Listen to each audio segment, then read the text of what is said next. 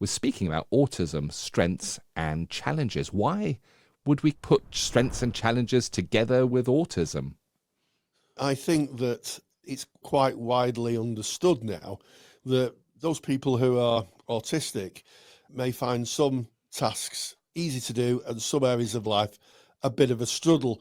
Dr. Stephen Shaw, the professor of special education at Adelphi University in the USA, who has written a lot about this, states that just like the rest of humanity, autism is an extension of the diversity found in the human gene pool. Some autistic people may have challenges in communication or social interaction.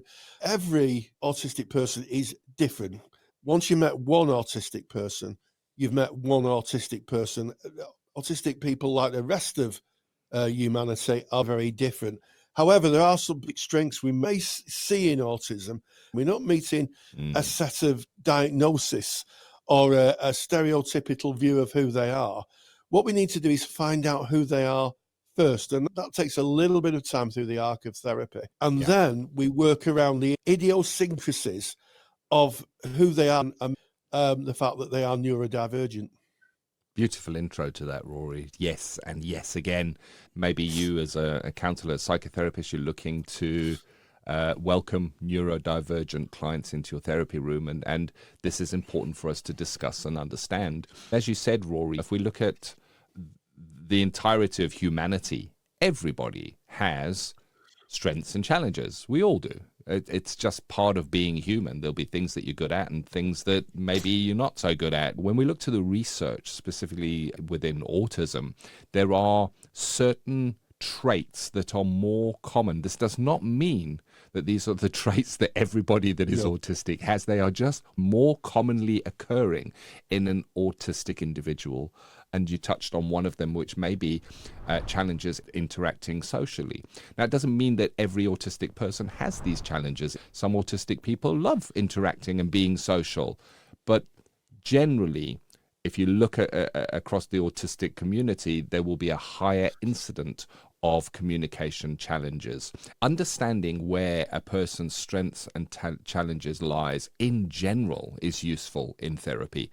If we are welcoming a neurodivergent person into our therapy room, understanding where they see their own strengths and their own challenges can really be helpful. And this goes into other neurodivergence as well. More challenges might be that the autistic individual may be sensitive to light. They may be sensitive to certain noises.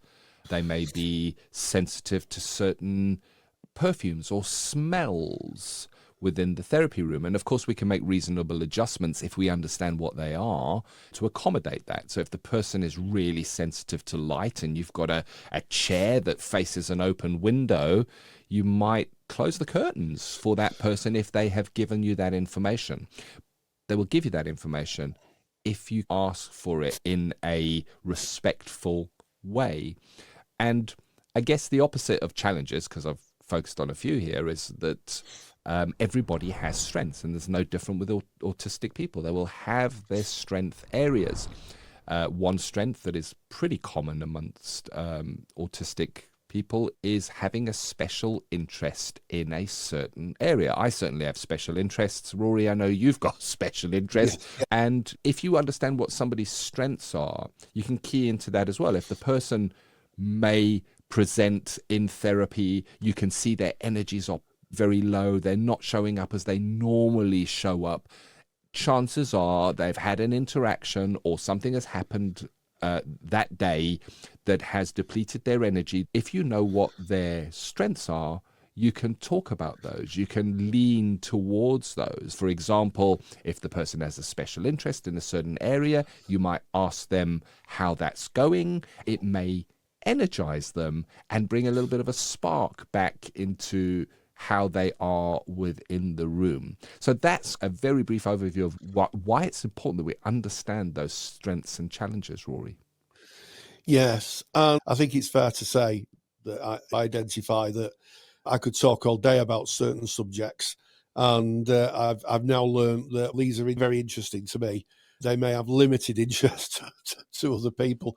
I think one of the things we should touch on is relationships. I think that one of the things that I've noticed in myself and other autistic people is that they tend to be very loyal and very honest, and deceptions or people not being truthful can be quite hurtful. And I don't think it'd be the first time that I've seen someone in my therapy room who was neurodivergent, who'd felt very let down by people because they'd come to the relationship being very honest and very loyal. And sometimes that is very difficult to realise that not everybody else is like that. So that's something that you might have presented in the therapy room. And I think it's really useful as therapists. We tend to be as honest as we can be. I think for autistic people, conditions of worth and introjected values are a big thing. And I think we need to keep that tuned into our minds when we're working with neurodivergent people because of how the world treats them, seeing people as people first and then working with whatever they bring. It might be that it's the little things like eye contact. Not every autistic person wants eye contact. So I was speaking to a colleague of mine who works with an autistic child or a child who is autistic, and they put the chairs back to back so they don't have to look at each other. So I think an aspect of creativity, an aspect of inquiry is really important, and where we can, making those reasonable adjustments, even if they feel a little bit different from us. Sometimes yes. our frame of reference we have to put to one side to make sure that the person in front of us is being best served. Yeah. And I agree that there is more information than has been around in recent years. I think that the internet and social media is helping because an autistic individual or a neurodivergent individual can claim I am autistic. And I think welcoming neurodivergence into our counselling rooms, the truth is, if you look to the statistics of the population, chances are you've had neurodivergent clients before. Yeah. What is different? We can see how we can better serve by having the conversations. We can ask different questions. We can ask, what kind of challenges do you face and how can we work on that here within the room? How do you prefer to sit? How is eye contact for you? Is that uncomfortable for you? And you can feel that out. And a autistic person is not going to feel that those are invasive questions. These are the challenges that this person may face on a daily basis. It is refreshing to have somebody ask and care about that. And we're spending time on challenges here. I'm going to go back to school, Rory, with my challenge with the spelling. Therefore, in English, I really struggled. However, I was really good at standing up and speaking. There you go. There's a strength and a challenge. I guess a reasonable adjustment is that instead of writing and putting an answer in, a reasonable adjustment could have been that they would read the question to me and ask me to verbally answer it and then have somebody fill that in. That did not exist in my day. I know it does today, and that is great to see. There is how a strength can offset a challenge just by asking a question and knowing that it exists.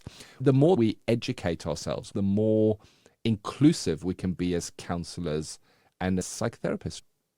Absolutely. And we shouldn't leave any client behind. Where possible, we should always offer a service which includes everybody where we can.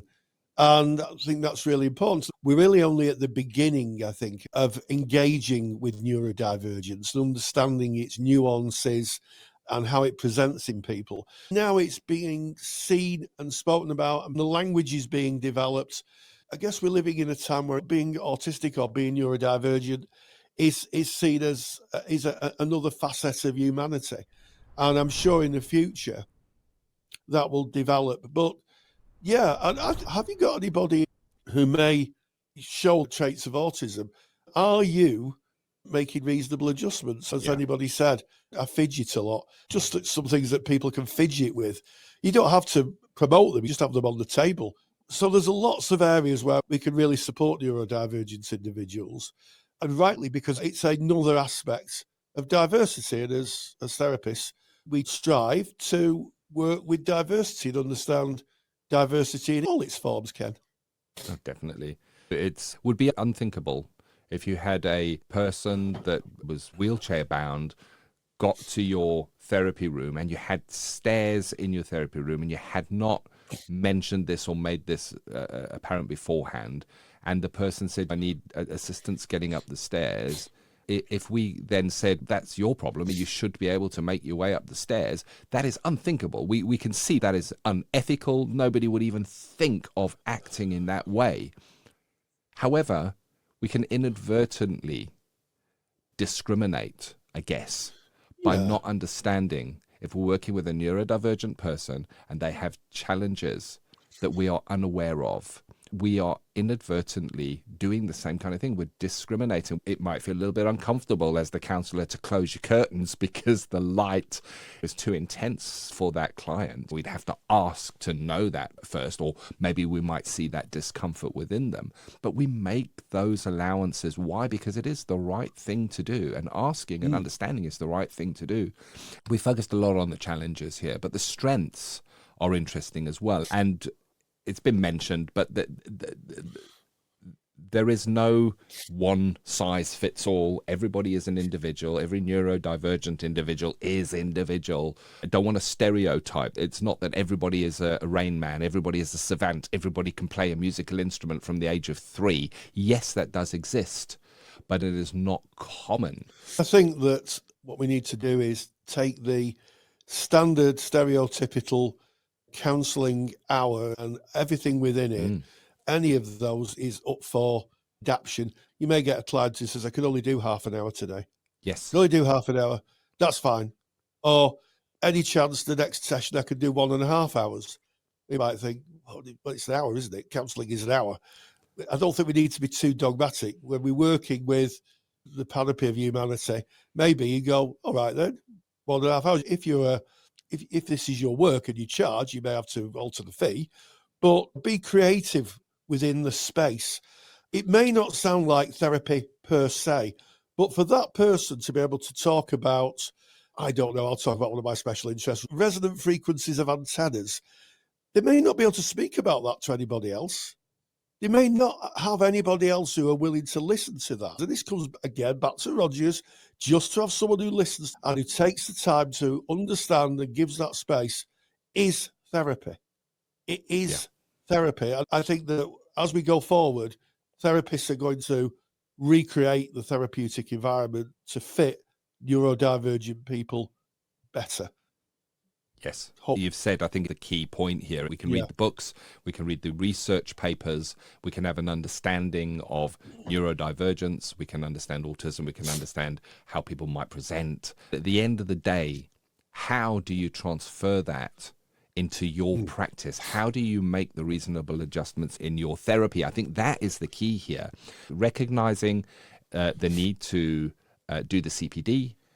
Not only is it the right thing to do, we're legally bound, specifically here in the UK, to be open and to make reasonable adjustments where they are required for any type of otherness.